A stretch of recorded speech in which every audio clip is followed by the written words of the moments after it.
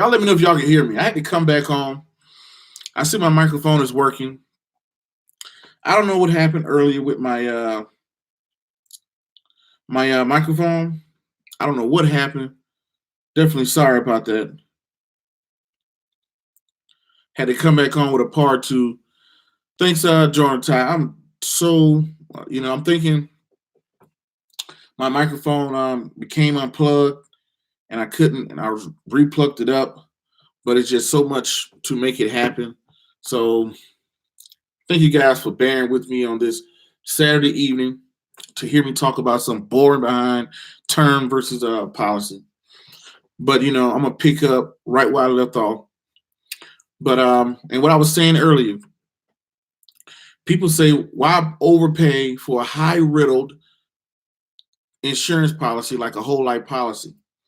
And my thing with that is to say people are more obligated to other people than themselves. We will pay a bill. Oh, I got an insurance bill. It's coming out of my paycheck. It's going straight over to whatever the case may be. And to think about it, a whole life policy is something that let's take my wife for example. She's not crazy into investing and big into investing like I am. Let's say if I was to die 2-3 years from now, I have it set up to where it's like, hey, all you got to do is pay your premium. When you turn 65 years old, it's going to annuitize and it's going to pay you for the rest of your life. That's all you go. He said, I'm about to drop my IUL and get a term and invest the savings into TSP stock, right? An IUL, like he said, an IUL. What is an IUL? Woke One said he's going to drop his IUL and get a term and invest the savings into his TSP and stocks. Nothing wrong with that, right? IUL is an index universal life policy, right? Index universal life. The index meaning that his cash value is tracking the index. The universal means that he chose how much he wants to pay a month. Like you go in, you say, hey, I want to pay $100, $150 a month, and then they calculate how much money you can put into your right?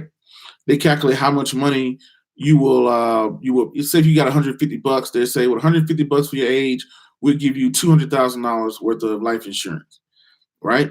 So that's pretty much what it breaks down, IUL. And he's saying, hey, why am I paying all this money for this IUL when I can just drop that term and put it into my TSP and put it into my stocks? Why would I pay $300 a month for IUL when I could just pay $50 for a term and put the rest into a TSP or stocks or whatever, right?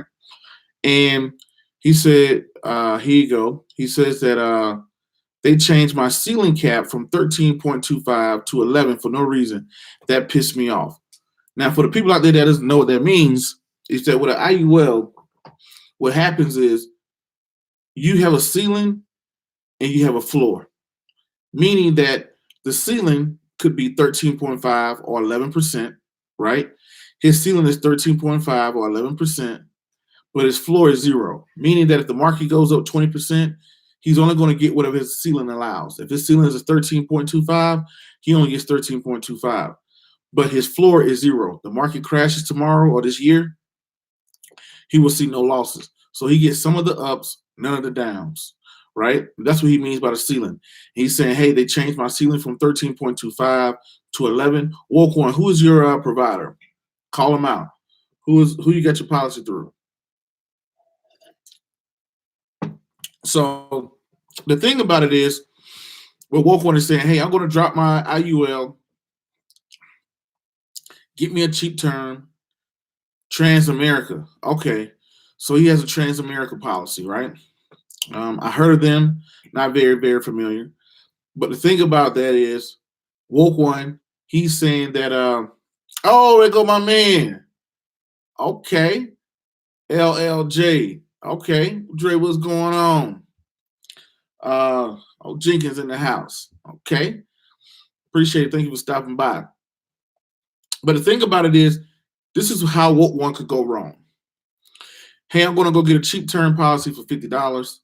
And once he gets that cheap term policy for $50, Prince, I'm going to invest the other $200. Most people are not disciplined enough to invest the other $200 properly, right? And guess what's going to happen? Most people are not obligated to themselves. We will pay a policy easy. But paying a term, that's a different thing, right? And what's going to end up happening if you're, it's just like I spoke about the other video. People are telling me, Prince, oh, um, you know, I want to take out my 401k to pay off my credit card debt, pay off my debt. The only bad thing about when people say that is that what they do, they're going to empty out their 401k, they're going to pay off their debt, and 3 to 4 or 5 years later, that debt is going to reappear because they didn't change the habits. So if you decide to, what you want, Wes? Can I have popcorn? He always asks me for something when I'm live. He always asks me for something. Always. You think he's slick? Yes, you can have popcorn, Wes. And then he takes off running. But anyway, so you have to be disciplined. You got to be very disciplined when you're looking at, hey, you know what? I'm going to just get a cheap term and invest the rest. Sounds great. But the thing is, we will all hit a recession in life. We all hit recession. I got buddies that filed bankruptcy. I got buddies that got divorced. I got buddies that lost their kids. All type of life just happened. It's something called life. And my dad gave me the best advice in life. He said, son, don't go out here making a mistake, trying to make your life perfect. He said, as soon as you get your health together, that's when your money's going to go down. That's when your money's going to be funny. As soon as you get your health and your money together, your wife's health is going to go down. As soon as she gets her health together, your son's health is going to go down. So it's always going to just be something. So it's always going to be something in life. Just accept it that, hey, this is life. This is going on. As soon as you think you got everything figured out, boom, you lose your job, you lose your career, your business takes a recession. It's just always going to be something, but you're going to make it out. In the end, don't get stressed out trying to make everything perfect. Because what we try to do, we try to have a perfect marriage, be the perfect mom or dad, be the perfect brother, nephew, have the perfect job, have the perfect career. We try to make everything perfect, and we end up becoming stressed as soon as something is not going right in our perfect world. So that was great advice he gave me. And knowing that, I know that I would experience a recession, a personal recession. I've known wealthy guys, rich guys, middle class guys, lower class guys that run into lose their job, lose their career. Things just don't happen for them. And when at woke one, if you lose your job and you can't pay your term policy, the policy lapse, meaning that it goes away. Right? Woke one, he says the person who sold me and my wife these policy said it would grow and we could use the supplemental income in our old age. She left out the growth is a loan that has to be paid back at 3.25.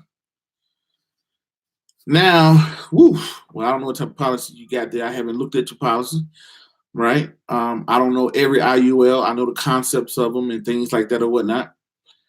He said that his policy, the person that sold him the policy said that it would grow and it could be a supplemental income. What he means by supplemental income, he means that when they get old, 62, 65, the policy is supposed to pay them until they die. Am I correct, Woke One? Is saying that, hey, when you turn 65, this policy is going to be paying you back for the rest of your life. And he said to grow, he said use it as a supplemental income in our old age. She left out the growth is a loan that has to be paid back at 3.25. Now that's something that I don't know about every policy or whatnot, but if that's true, or if you read that correctly, I think that's pretty messed up, because if your policy is growing, the cash value is growing at 8, 9, 7%, 5, whatever it's growing at every year. If your cash value is growing, how is that a loan to you that you got to pay back at 3.25?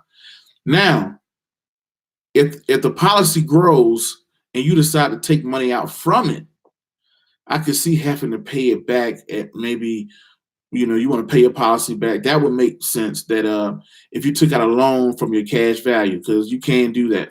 Some people use whole policy to take out a loan against their cash value.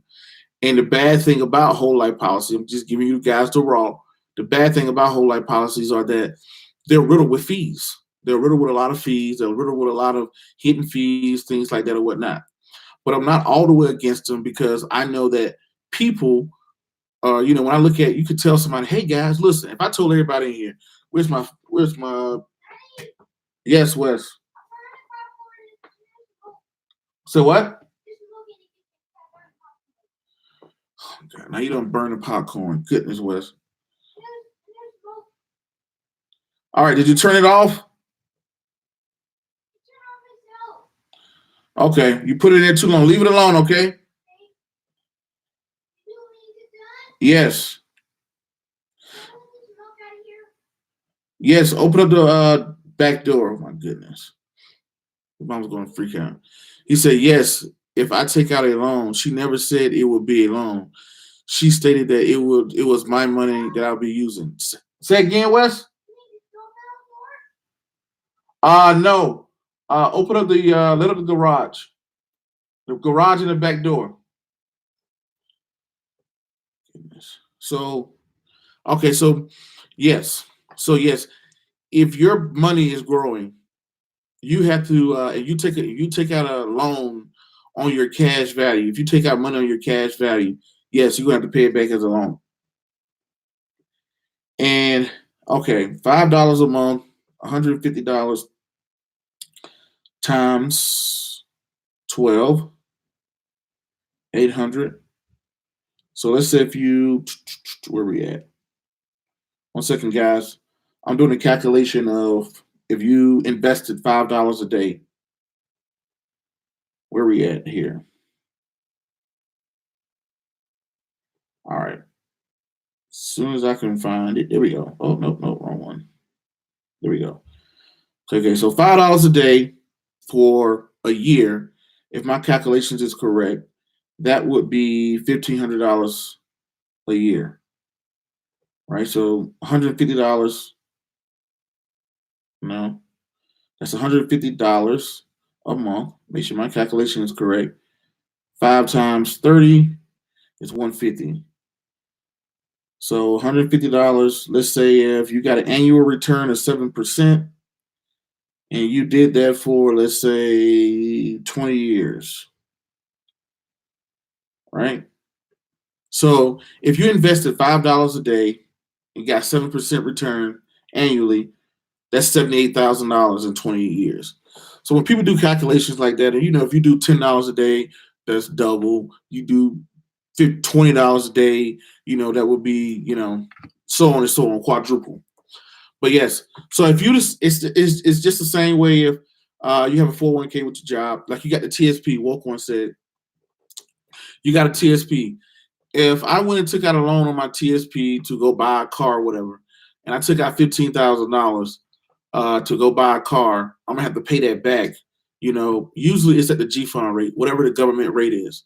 The government rate is right now, we live in a very low interest rate society, so it could be 1.25. And some people say, hey, you know what? I can borrow against my TSP, purchase me a car brand new, and it'll be a whole lot cheaper paying my 401k back at 1.25 versus paying my paying. It'd be very easier to pay my 401k back at 1.25 versus paying a car loan off at 3, 4, 5%. So some people look at it that way. So, you know, yes, if you, you know, but if you don't touch it, woke one, it should be, if you don't touch it, it should annuitize at a certain age, you know, when you turn 65 or something like that, right? So the good part about a term is cheaper.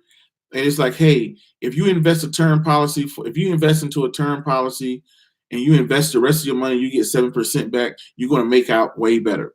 I mean, mathematically, you're going to make out better. But the thing is, most people are not disciplined enough to put the money into their 401k, their TSP. They're not disciplined enough to put their money into other things that are actually going to grow. What's going to happen, oh, I'm sad to say, I don't like to speak bad about people. Life goes on. They end up losing their job. You know, they're like, hey, you know what, man? This cheap term policy, I don't need it right now. I'll cut it and let it come back later. And they cut that cheap term policy. And when they cut that cheap term policy, life start to go hard. They stop investing because they are, you know, worried about, you know, where the next meal is going to come from, the next pay. And that may happen for a year or two before they may get back on the boat. And then they end up not having an insurance policy, not investing like they're supposed to. So the good part about a whole life is like, hey, yes, it's going to be riddled with fees. Yes, it's, because nobody will try to sell it to you because the insurance company make money. But for most people, the average person that's not disciplined enough to handle their own investing in finances, it could be a nice alternative, right? But if you go out and you get a cheap term, because if you get a term policy for like $50 and you invest the other $250 into the S&P 500, something like that, by the time you turn 65 years old, you won't need insurance. You'll be self-insured. Self-insured is like, let's take a wealthy person, like let's take Jeff Bezos, the owner of Amazon. Dude got a gazillion dollars. He don't need insurance. If something happened for him, I'm pretty sure he got enough money to put him in the ground, take care of whatever bills he has, so he's self-insured. The same thing is like, okay, Woke One just wrote again. He said, here's the kicker. She said the premium would never go up. She left I'm trying to read this other piece. She left the CO something skyrocketed in my 50s and 60s when I'm at a fixed income. I could use that cash value to cover monthly costs, to the COI. Okay, the COI is covered. But what he's saying is, if you're paying $300 a month, you're paying $300 a month into a whole life policy. When you're young, only $20 is going to the policy, right? You only paying $20 into the policy. The other $280 is going into your cash value. Going into your cash value being invested. But as you get older, your risk level goes up. When do most people die? When they get older. So as you get older, the risk level go up, and as your risk level go up, it would just be like a 50-year-old man when he bought a term policy. It's going to be a whole lot more expensive than a 30-year-old man buying a policy. That's just the way it is. So he says, hey, it's a $300 policy. In the beginning, I was paying $20. Then as I get older, less and less, more and more money goes to insurance, less and less money goes to your cash value. So he said, well, why am I overpaying for this when, I can get a cheap, term and write it out? I'm here to educate you. I'm showing you the both, right? If you take $300 a month, you invest in it, or whatnot, you're paying for a policy. Some of that money, that $300 a month you're paying, as you get older, it goes from $20 to $40 to $60 $70 to $100 will be going to cover your insurance, and less money is being invested into your cash value as you get older because the price of insurance goes up as you get older, right? So he said, why would I do that when I could just get a $50 fixed term policy and hold it for 20, 30 years, get me a cheap term, hold it for 20 years, and just But at the end of the day, whether it's term or whether it's whole life, it is part of every financial picture. That's what I'm here to say. Because if you don't have insurance, it can wreck everything, right? If you're the breadwinner in your house, you was to die, it could wreck everything. It would just be like, say if you got a brand new car, you drove it off of the lot and you didn't have insurance. Boom, you get hit. Now that car you just had, you didn't have insurance on it. You just spent $20,000, $30,000 on a car that you still owe on, that has no coverage, wreck your whole financial picture. So some form of insurance has a way into your financial picture. You'll never meet a financial company that doesn't sell insurance. You never meet an investment company that doesn't do insurance. So what Woke One is saying, hey man, why won't I just get a cheap term? Something that Dave Ramsey coined. Why don't I just get a cheap term policy and invest into that cheap term policy, invest my money for the next 30 years. By the time I'm 65 years old, that term policy expires, but now I've done so well with my investing that I'm now self-insured, right? That's what he's saying. There's nothing wrong with that. That's what Woke One is saying. There's nothing wrong with that. But Woke One, what I'm saying is that most people are not disciplined like that. Over the next 20, 30 years, people always get into a situation and they're not going to be able to afford the term. Since they can't afford the term, since they can't afford a term policy, they stop paying for it. Now they don't have any insurance. And then how many times they say, hey, you get paid, save $100. How hard is that? You put $100 in your savings, and then you turn around, the $100 is what? Gone. Oh, I had to go get my hair done. Oh, I had to pay for this. Oh, I had to pay for that. So most people are not committed enough to do what you're talking about. That's why I'm not shut off all the way to whole life, because most people are not disciplined enough to go invest their money on a consistent basis for a long period of time. That's just it. It's just like I just said about the other video I made about get rich the slow way. Nobody wants to get rich slowly. Somebody told you, hey, look, you got a nice job, invest $300 a month, put it into the C fund of your TSP, hold it down for the next 20, 30 years. You're going to be a millionaire by the time you're 60. Simple, right? Simple. You invest $300 a month, your wife invests $300 a month, put it in something simple like a simple index, do that for 30 years, you guys are millionaires. Simple. But how many of us can do that? It's the execution is what kills people. In business, it's not, it's not the fact that you got a great idea, you got a great concept. It's the execution is what kills people. J Stay Hip says, ironically, investing slow isn't as slow as people may think. You know what? I'm going to call my friend out on that. Max B said, we want fast money. Of course. That's what the world glorifies. Nobody interviews anybody that like, oh, yeah, I invested for 40 years and now I'm finding people like, man, that's too old. I want to ride in the Bugatti now, right? And it was just like my buddy, right?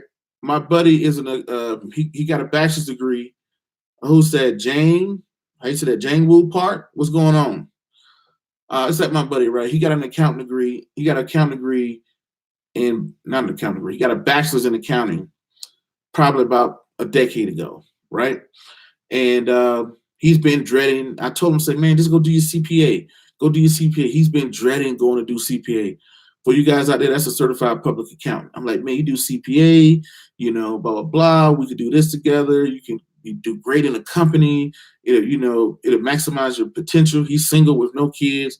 He's like, man, that's so hard. I'm not going to be able to do anything on the weekend. I'm not going to be able to, have a life and blah, blah. But all he had to do was sacrifice about 3 years.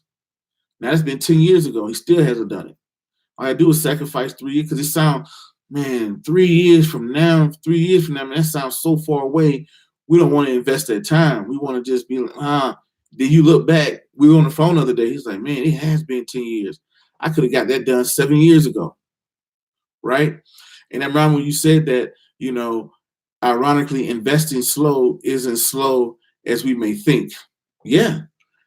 3 years and, hey, look, you could have earned your CPA, became a CPA, started your own firm, worked for somebody, all that other good stuff.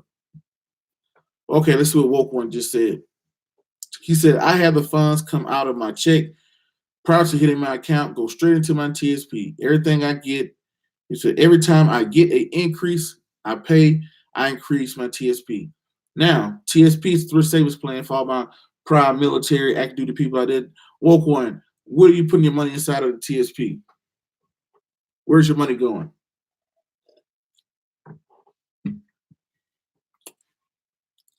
That's a mistake I made. My first 6 or 7 years, they said, hey, are you putting money into your 401k? I'm like, yeah, I'm putting money into my TSP. And come to find out, there you go, CSI, Common Stock, Small Cap, International. I'm not too crazy about that international. Me personally, I like Common Stock, Small Cap, and bonds. Why do I do bonds? I do bonds as a place to store cash.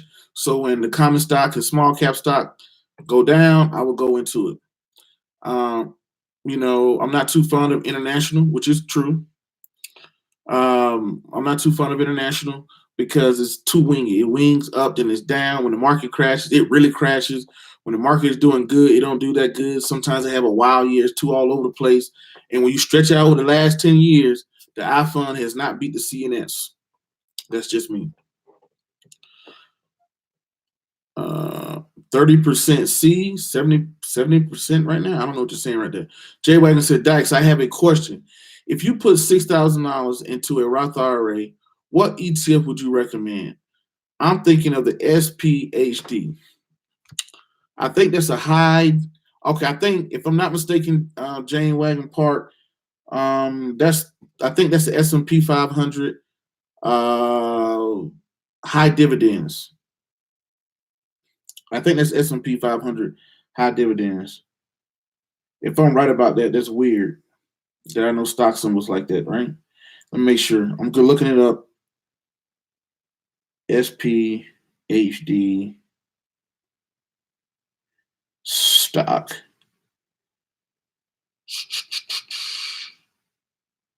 Yeah, S&P 500 high dividend. Mike Mass says VU. He said, yes, that's right. So me, if I'm going long term, no.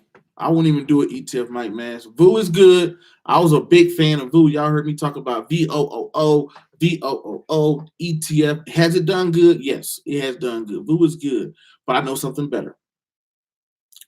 SWPPX. I'm going to write this into the group chat. Look at Max B. He already beat me to it. That's what I'm talking about. Max B already beat me to it.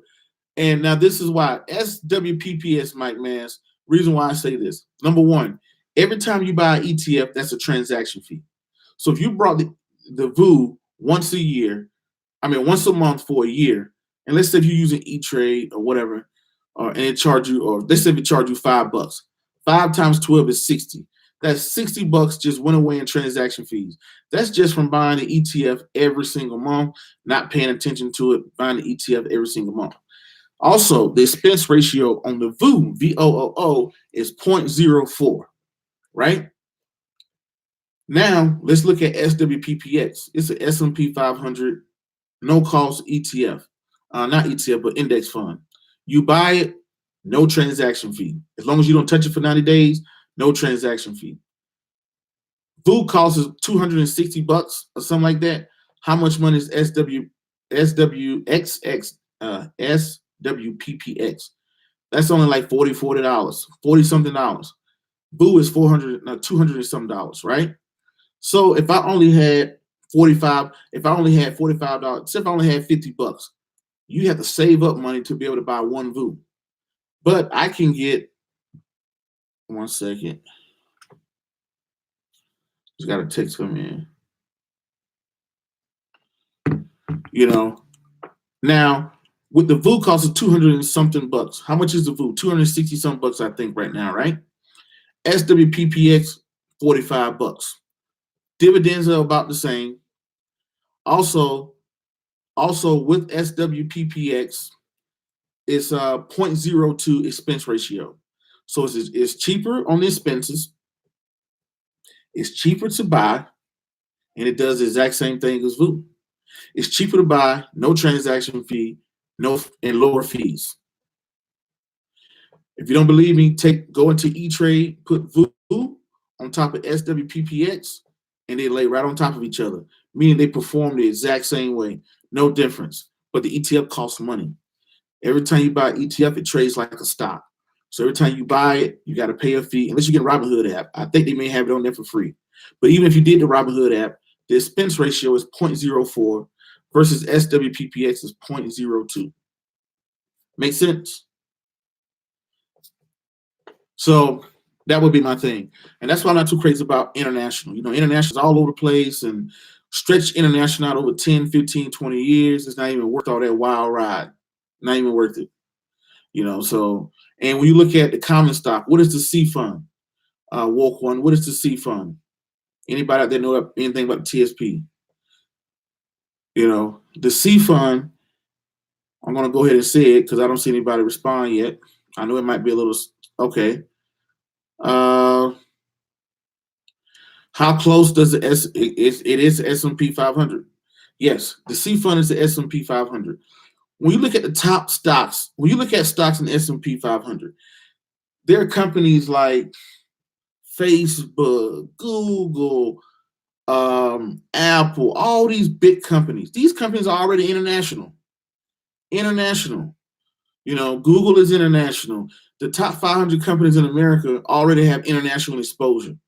So I think by adding international funds inside of my top 500 companies exposes me more to international. And when it comes down to capitalism, when it comes down to business, it's only two companies. It's two companies I have to put my money on. That would be China and America.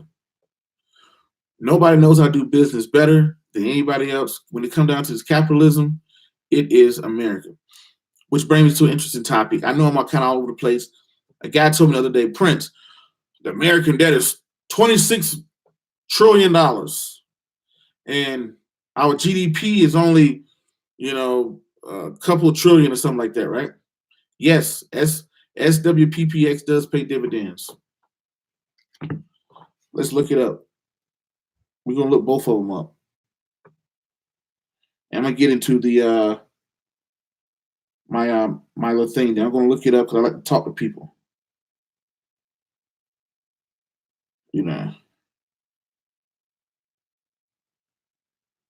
Okay, so VU is $271 and it pays 1.46 in dividends. Let's look up SWPPX. SWPPX is $45 and it pays 1.98. That's what it yields in dividends. So the dividends are actually higher. Okay, but Vanguard's Wayne, Mike Mann says, but Vanguard's weighing of the ETF tracks the movement of the S&P 500 closer than other indexes. That is, if the S&P 500 gains 10%, VU will gain 9.9. But other S&P 500 don't track as closely. That might be true. The only way to do that, Mike Mess, put them on top of each other. Take VU, put it on top of SWPPX. Log into Vanguard, log into ETrade, TD Ameritrade, compare them. Put them right on top of each other. Numbers don't lie. That's why I love finances and investing. I get what you're saying, though. They may not track as closely. They may not get you return, but put them right on top of each other and see their returns. Now, not all S&P 500 indexes are created equally, but put the S&P 500, put VU, and put SWPPX right on top of each other. See how they perform. He said, also, I don't purchase shares with under $500 to offset transaction fees. $10 is about 2%. Yes, 2%. He said television. No, that's good. No, I'm just put them right on top of each other. Numbers don't lie. Put the S&P 500 on top of each other, and that's good. But at any time you can lower your fees, is always better, right? If I got a car, I got two cars, both of them are trying to go the same place, but one of them is cheaper on gas, and they both do the exact same thing. I'm going to take the car that's cheaper on gas, even if it's by slight off or whatnot. And yes, the lower fees you're going to win. Check it out. He's also trying to get SH. That's the short for the S. Is the SH the short for the S&P or something like that? I can't remember. But yeah. Oh yeah. So that's the way to look at it too. But okay, my buddy said, Prince, the U.S. economy. Why do we have so much trust in the U.S. economy? The U.S. economy. How does it have the highest grade bonds when we are trillions of dollars in debt? Our revenue is only a couple trillion. Our GDP, our gross domestic product. Why do people pay so much, right? And the thing is, the problem is when it really boils down to it, what our hottest commodity is. What backs our financial system. Maybe I'm wrong. I'm just going to tell the truth. I'm going to tell the truth here. What gives people so much confidence in the American financial system when we're in so much debt? I'll let you guys answer that. What gives people so much trust into the U.S. economy when we're trillions of dollars in debt? Mike Mann says, but currently I'm not buying any indexes or any stocks. For me, company I'm determined to be grossly undervalued. Okay. He's saying that, okay, that's smart. But me, if I don't buy anything else a month, I'm going to get the S&P 500, right? So people are saying low interest, reserve of the U.S. dollar. Everybody know that we're on a fiat currency. Our dollar is not backed by gold. Our dollar is not backed by anything. So what gives people so much trust in the U.S. dollar? I mean, in the U.S. economy. I'm not saying I'm right, but I'm gonna tell you something. Give you guys my opinion. This is what it is.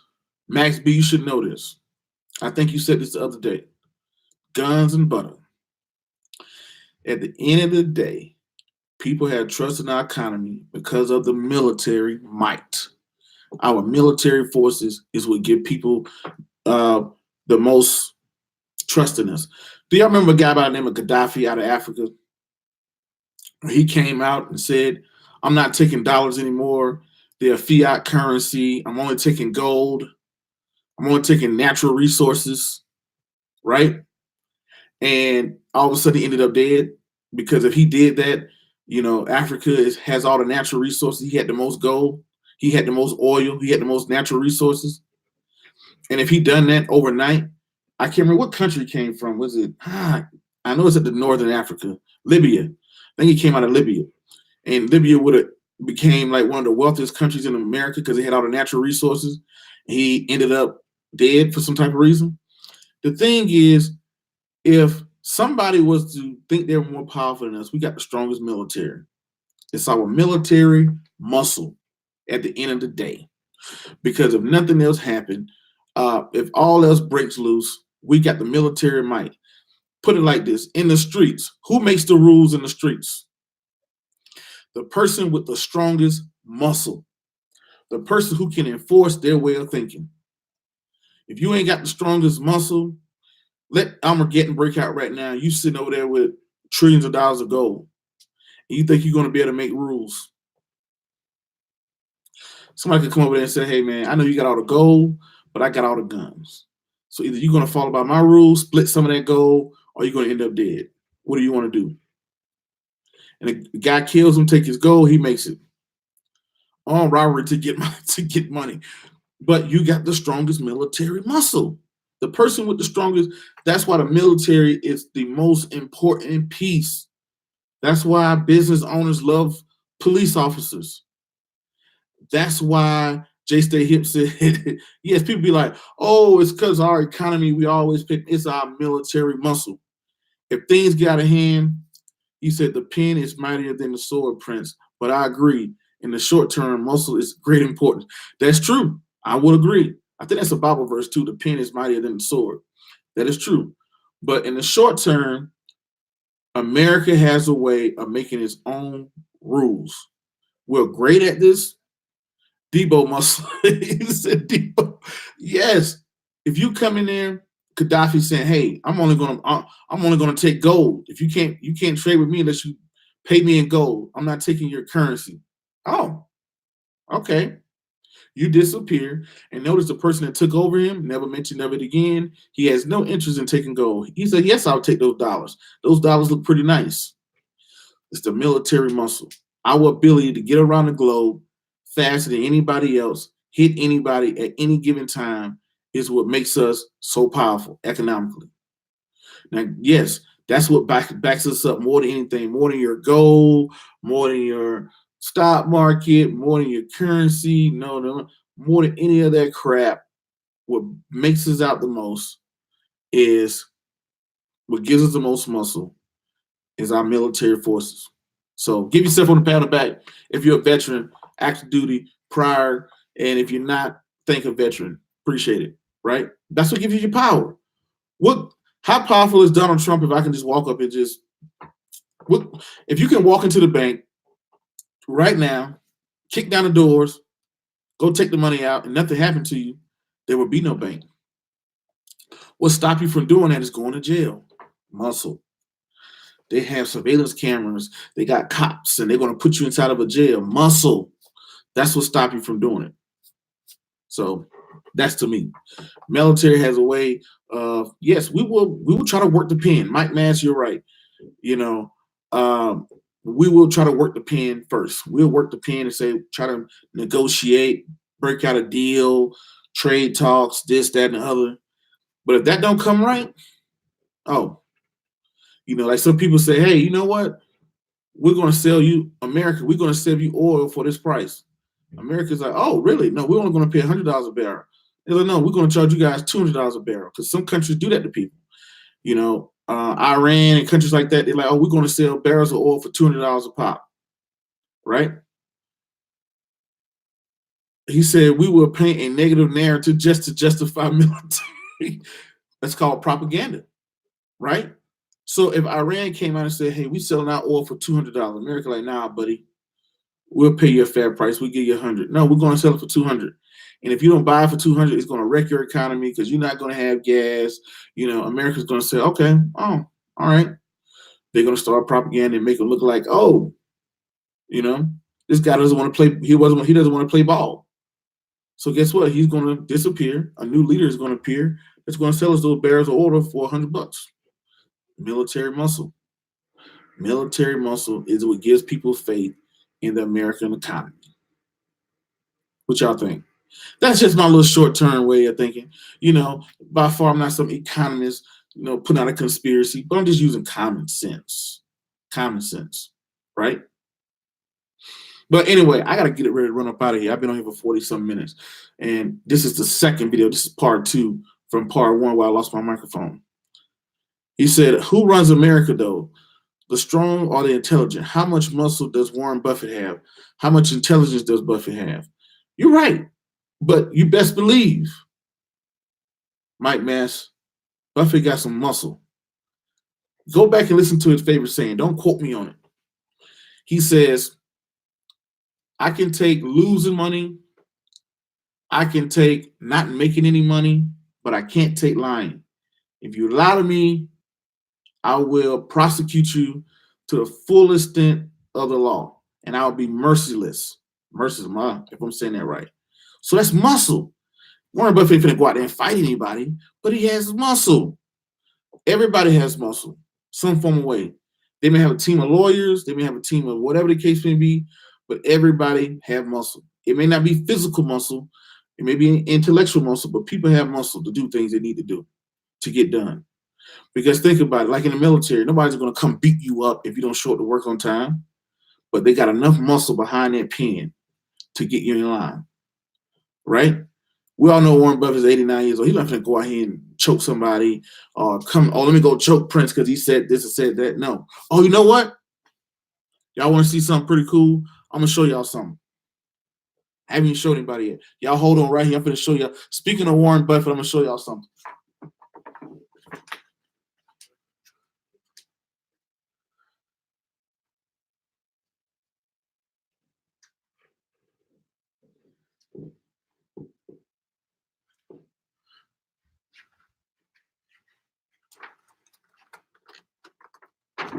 Oh. Can y'all see that? Oh.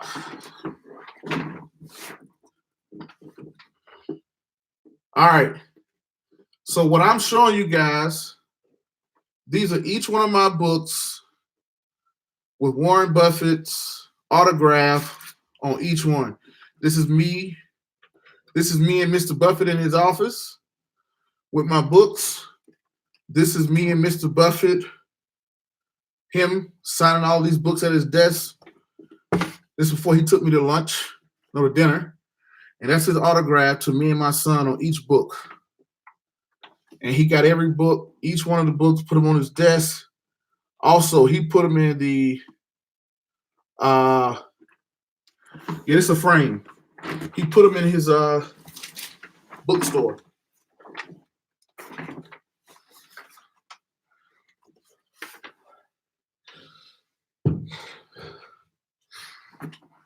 I haven't got a chance to hang that up yet. He said that board is fire. Also, legacy you built, my brother. Nice. That's really major. Yeah. So I took all those. I went and got a custom frame made.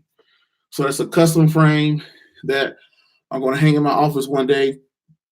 That'll always be my motivation to always look at the Godfather and see what he does and stuff like that. He said, you inspire me, bro. As a black man, getting into investing late, you taught me a lot, man. No problem, man. Anytime. Okay. So last question: why do you continue to buy S&P 500 when the market is at an all-time high? Well, how do you know it's at an all-time high? I remember this is why 5, 6 years ago, I remember about 10 years ago, me and my buddies, we was looking at the market when it was at like 16,000. We thought that was high. You know, we was like, man, look at the market. Man, that thing is too high. Man, that thing is crazy. Man, we don't know. It was big news. Would the market ever hit 20,000? Would it hit 20,000? You know, when it hit 20,000, we was like, oh my God, man, this thing is going to crash. Oh my God. Now we over here at 26,000. And I look back on myself, look at some of my old videos. I'm like, man, I thought the market was high at 16,000. You know, now look at me. But look up a concept called dollar cost averaging. I might do another video on it. Dollar cost averaging. Dollar cost averaging means you buy it every single month, regardless of what's going on, regardless if the market is down, or the market is up, or regardless of whatnot. When the market slides more than 500-600 points, that's when I really buy. But on a daily basis, every month, every paycheck, buy your dollar cost averaging. Don't even think about it. Because if you think the market is high, you're telling me that you know you have an edge on the market, right? Because anybody can look at an old chart and say, oh, look, see, market was high here. Come on, my son can do that. I can go say, hey, where's the high point right here? Where's the down point? The rearview mirror is always clear. It's going into the future is where it's hot, you know? So, but yeah, that's my frame. I want to show you guys.